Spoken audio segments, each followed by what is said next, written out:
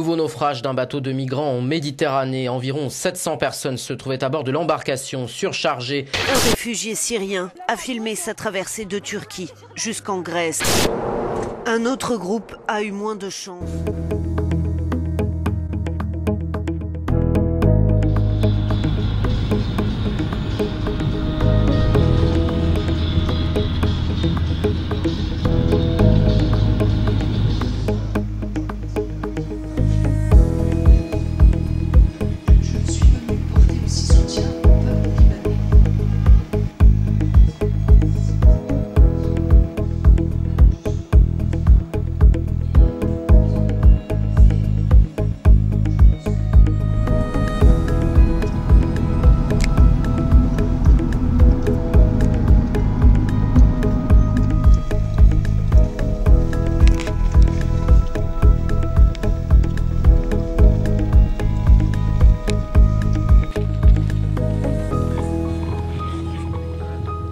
Combien de personnes vivent ici? How many people live here? Okay, 243 persons living in from a settlement. Around 43 tents. I'll just volunteer with the UN. Hein? Maksura, it's broken. Il a cassé son bras.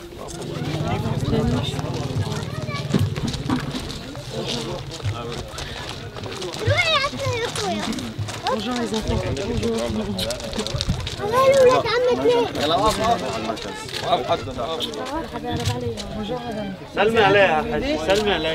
Et vous êtes, c'est tous des réfugiés syriens? Yes. Et ils sont arrivés quand? امتى اجيتوا من سوريا؟ صار 3 سنين. 3 ans. 3 ans que vous êtes في ici. ناس صارت ل 4 سنين. C'est avec la guerre. À cause de la guerre. Elle est venue. والحالات الاغتصاب اللي صارت بسوريا. 2 mois, 3 mois, elle a récupéré Les enfants. Ouais. Et est-ce qu'elles veulent repartir après en Syrie? Si la guerre, si la situation de guerre s'arrête, est-ce qu'elles veulent retourner en Syrie? إذا وقفت الحرب سوريا رح ترجعوا على سوريا؟ اكيد نحن بنتمناها اليوم او قبل بكره. اكيد بلدنا ما فينا نتخلى عنه. بس يوقف هلا بس يوقف الضرب بنرجع على سوريا. Là بس tout de يوقف suite الضرب. Même là tout de suite.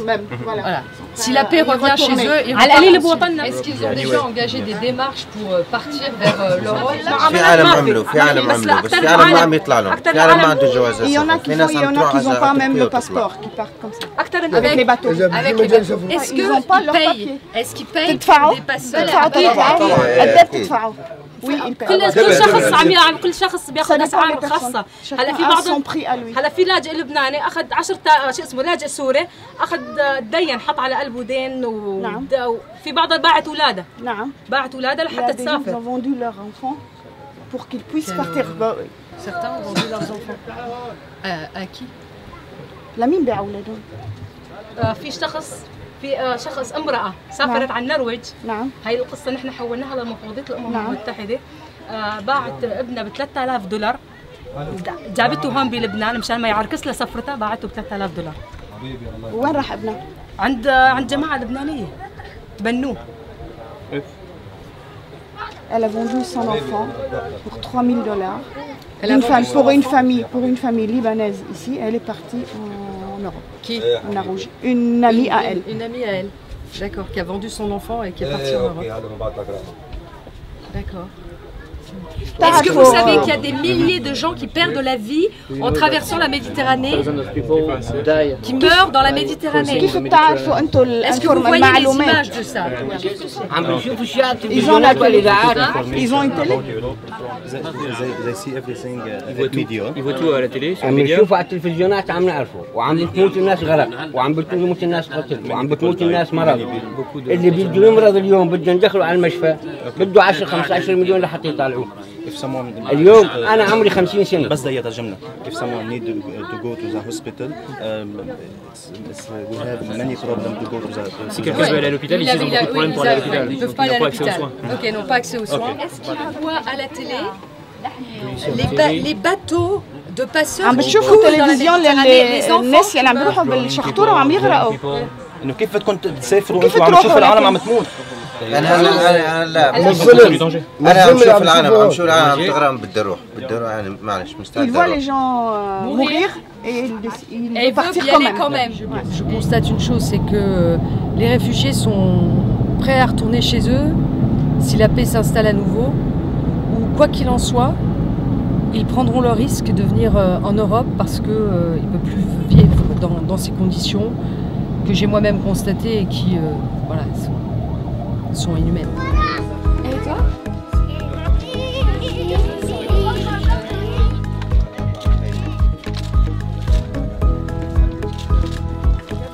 J'ai participé à une réunion avec les responsables du HCR, le maire de la commune, qu'on appelle ici président, qui m'a parlé de tous ces problèmes d'organisation quasi insurmontables avec les réfugiés. Donc, il convient à l'Europe, et c'est ce qu'attendent ici l'ensemble des acteurs, non pas de se contenter d'avoir une politique de répartition des migrants, puisque j'entendais certains qui nous disaient mais l'Europe est responsable de l'appel d'air qu'il crée, mais il est responsable aussi parce que l'Europe ne règle pas le problème à la source et nous laisse avec nos problèmes au milieu de ces conflits. Et voilà, donc la réalité, c'est que les réfugiés viendront en Europe si l'Europe ne se mobilise pas pour régler le problème à la source, c'est-à-dire intervenir en Syrie et faire en sorte que les Syriens puissent retourner chez eux.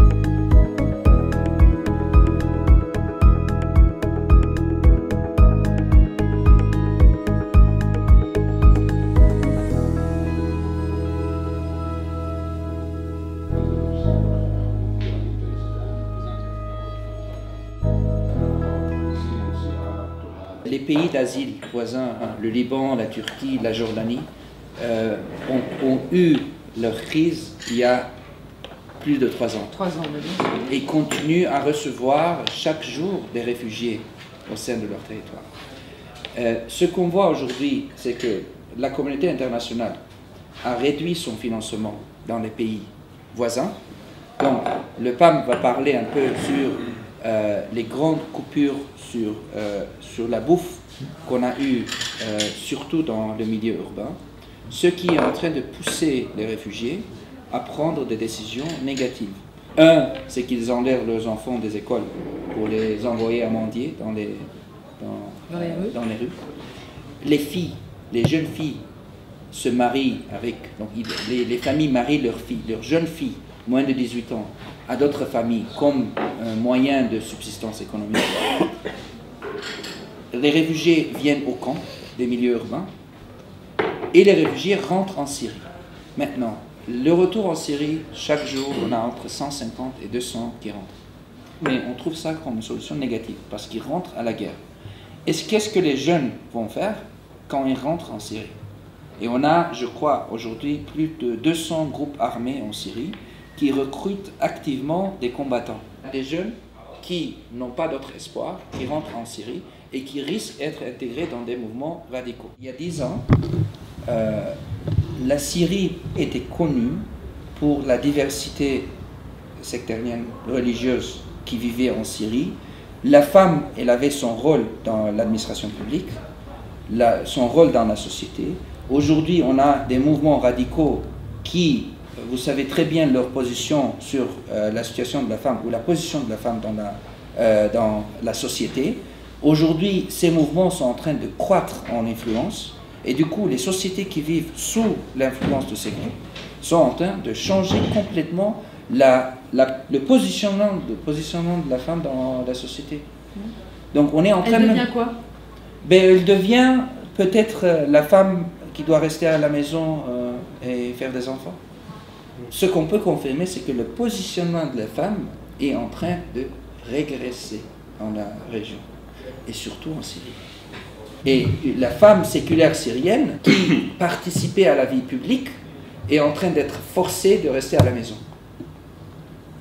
Donc on est même en train de régresser sur des situations des droits qui étaient peut-être à une partie acquis il y a 10 ans.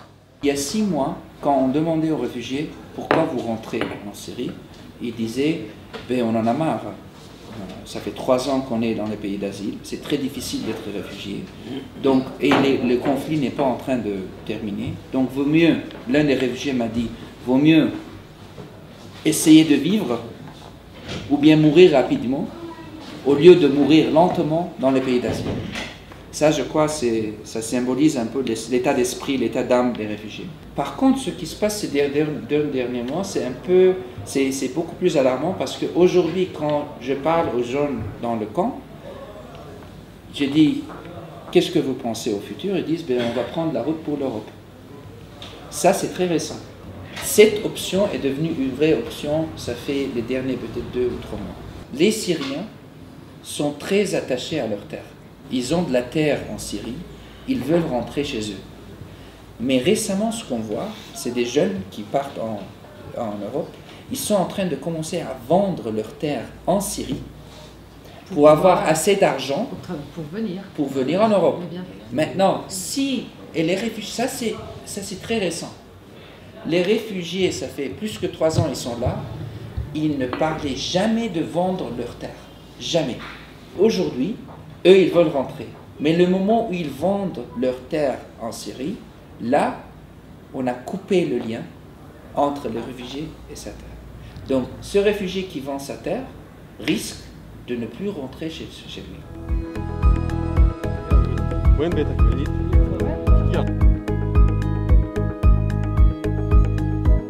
La Jordanie a fait le choix d'accueillir les réfugiés en organisant des camps structurés. Il y a sur ce camp de Zatahari des magasins, une organisation sanitaire, médicale, éducative.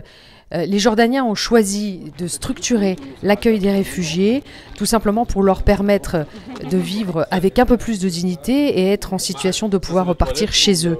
Ce que j'ai entendu dans le camp de Zatahari, c'est que les Syriens sont accueillis de la part des Jordaniens comme des frères. Ce que demande la Jordanie, c'est un appui, c'est d'être accompagné, c'est d'être aidé financièrement à accueillir ces réfugiés dont la Jordanie a totalement conscience qu'il vaut mieux accueillir les réfugiés à proximité de leur pays, tout simplement parce qu'ils partagent la même langue, la même culture et que l'adaptation en est plus facile.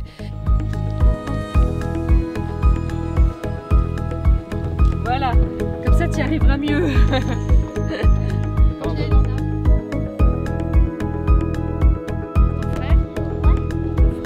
De retour en France, de mon déplacement au Liban et en Jordanie, après avoir rencontré les autorités politiques, après avoir parlé avec les réfugiés et après avoir travaillé avec les organisations onusiennes et les ONG, je reviens de ce déplacement en France, conforté de l'idée que nous avons un devoir, qui est de régler la crise politique en Syrie pour permettre aux réfugiés de repartir chez eux.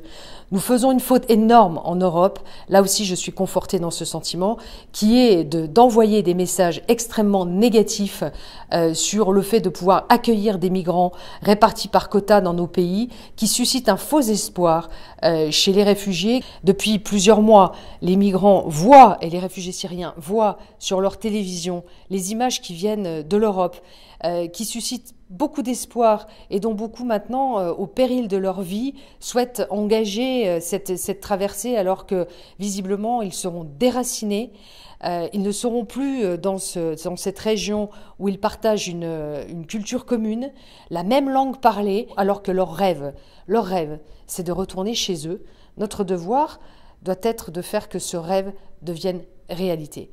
C'est le message que je souhaite porter en insistant sur vraiment ce qui me semble important, c'est que le HCR, le programme alimentaire mondial et l'UNICEF sont aujourd'hui à court de moyens en Jordanie et au Liban.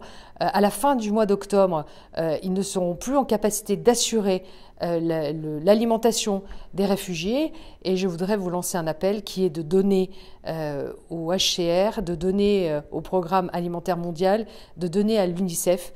Faisons évidemment fonctionner notre générosité, notre cœur, mais faisons-le avec raison. Et donc donnons là où il est nécessaire de donner pour apporter les meilleures conditions aux réfugiés, c'est-à-dire à proximité de leur pays.